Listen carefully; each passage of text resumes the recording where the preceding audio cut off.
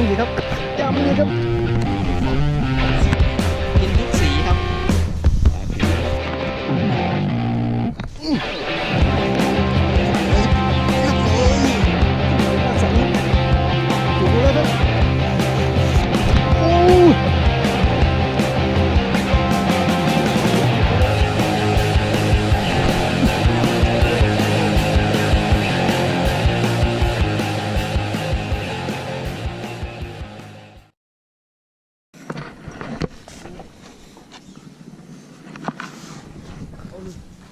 โอ้ใสสวยครับใสสวย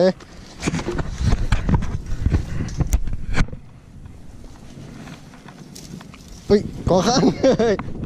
ว้าฟิโลฟอสครับใส่60ที่สายวัด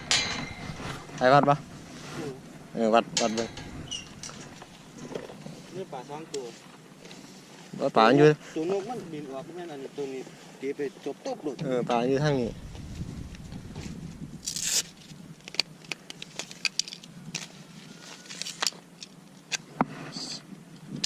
ประมาณเท่าไหร่56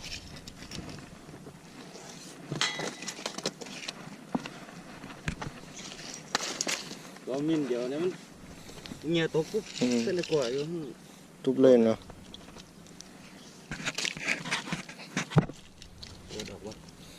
ว่าสองวัดเอียงมาแล้วพี่เอียงมาสิยังไม่ฟังพี่เท่าไรเนี่ย56เซนครับกับฟิโลฟอสแตกท้ายรูไหม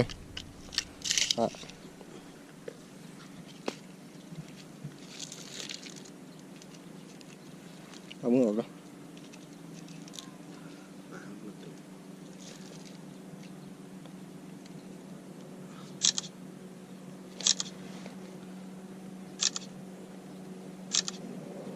56 เซนนะครับ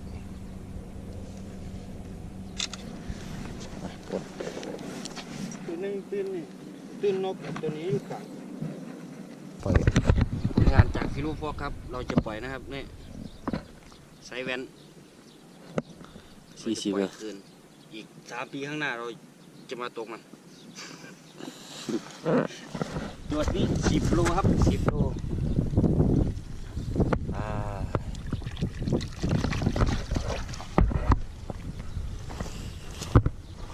ดูไหมครับดูไหมไม้อย่างเจียมสายแว่นก็เยอะ3 ปีข้างหน้าเราจะมาแก้แค้นนะ